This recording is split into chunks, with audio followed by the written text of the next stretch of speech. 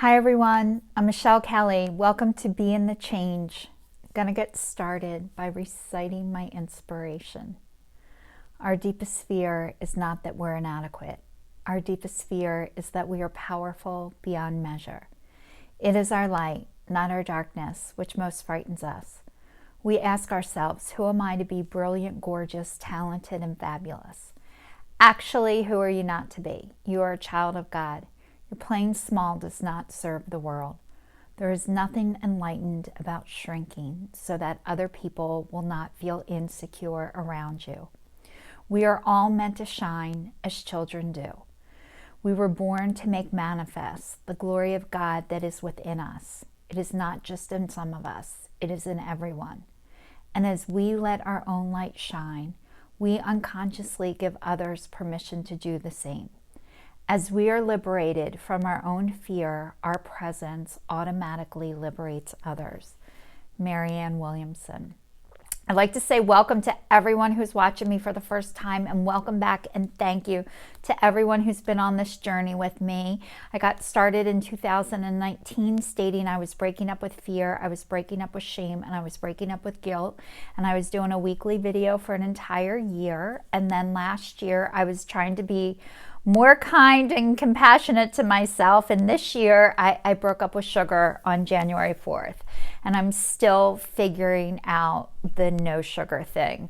So I'm so grateful that everybody's watching me. I really did not want to do this today. I know when I said I committed to doing a video once a year, 2 years ago, I didn't know I'd still be doing it now. And it's so funny, like, I always wanted everybody else to do what they said they were going to do, and I wasn't able to do that. So I'm proving to myself, not just to anybody else watching this, but to myself, like, I can make a commitment, I can do things, I can follow through, and I can show up. And those were things that I used to not be able to do. And I did them in different things, but not in all aspects of my life. And I'm able to do all of that now, which is a gift and a miracle. And I always wanted other people for their words to match their actions, and mine didn't. So it takes a long time before your walk can match your talk. At least it did for me. And I was very good at pointing the finger and telling you who wasn't doing what they said.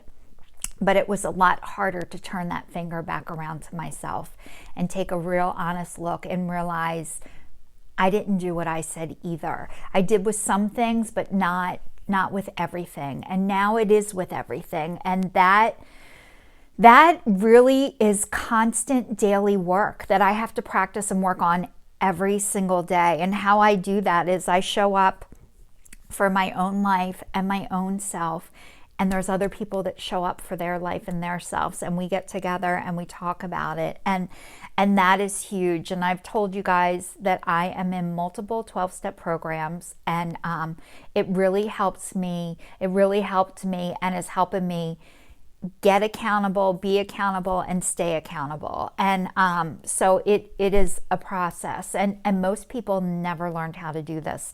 And I always thought everybody else learned how to do this, and I didn't. And I am now learning. I learned how to do this, and a lot of people didn't. So the roles are reversing. So I just want to tell you, one of the things why I did these videos in the beginning, I wrote a song a few years ago, and I never wrote anything ever in my life. I wasn't a reader.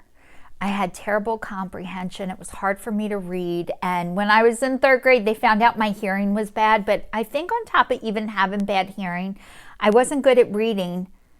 So I never thought I'd be good at writing. So I thought reading and writing go together. I never assumed that I could write because I couldn't read. And not I couldn't read. I do better listening audio. That is the way that I learn, which I didn't know any of this stuff. But so I wrote this song, and it was a response to somebody else's song. It was called Hey Cole Swindell, So Worth the Whiskey. And I wrote this song, And I never thought I could do it because I wasn't a reader. So why would I be a writer? So anyway, I went to Nashville a couple of times. I thought my song was amazing. It was like I was so proud of myself because I've never done anything like that. And when I went down to Nashville and I kept telling everybody, it's my first song, it's my first song. And like nobody cared. And I remember being at this place the one day, and there was a guy there who wanted a mint or a piece of gum, and I had a mint and I gave it to him. And he said, it's not who you know, it's who knows you. And I realized at that minute when I met that guy, that was God speaking through him. And I needed to come home and make myself known. And how I've been doing that is by doing these videos, by showing up, by speaking. But I never realized that that song was part of the way that I found my voice and I found what I was capable of, instead of constantly focusing on what I was not capable of. So that was the beginning of my process, of my journey of like, I am capable of so much more than I ever knew. And what that song did for me and has done for me is it gave me my voice back. And I didn't sing it, and I don't play instruments, and I didn't know anything. I didn't know anybody in the music business. But what it did is it gave me my voice back. And I can't even put a dollar sign on what it was like to find my voice and to be able to speak and not worry who noticed my song or didn't notice my song. But you know what?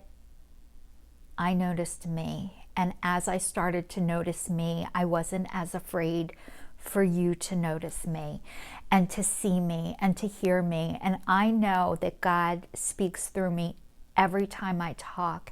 And I am here to help be the voice for all the people who haven't been able to get their voice back yet. And it has been a struggle for me. And it's still, like, I still have things in my head like, no one wants to hear you, Michelle. Why are you doing this? And even though I have that, I have to fight with that. I have to release that, and I have to stop listening to that and feeding that. So every time I do this, it helps me stop feed that. So it was the people I was around at the time didn't want to hear what I had to say. It wasn't people don't want to hear what I have to say. It was just the people I was around at the time. And what I've had to learn how to do is get away from the people who say that stuff to me. They're not my safe people. And so getting my voice back has been a lifelong process and journey. And I hope that as I'm able to speak to all of you, that it's able to help you start to get your voice back. So thank you to everybody who's watching me, who's championed me on. It means so much. And I don't know about you guys, but I am so over this pandemic. It has been like, I can't take it anymore. I'm really starting to feel it. I've felt it, but it's this week. I am exhausted. I slipped on ice in front of my car. I went flat down on my back. So it's been a really rough week emotionally and mentally, and I'm just exhausted and tired. So I'm just putting that out there to let you guys know where I am. I had to force myself to do this, but I'm so grateful that I committed to do it because it made me show up. So thanks to everyone who's watching. Please stay safe, stay tuned, and I will see you all next week.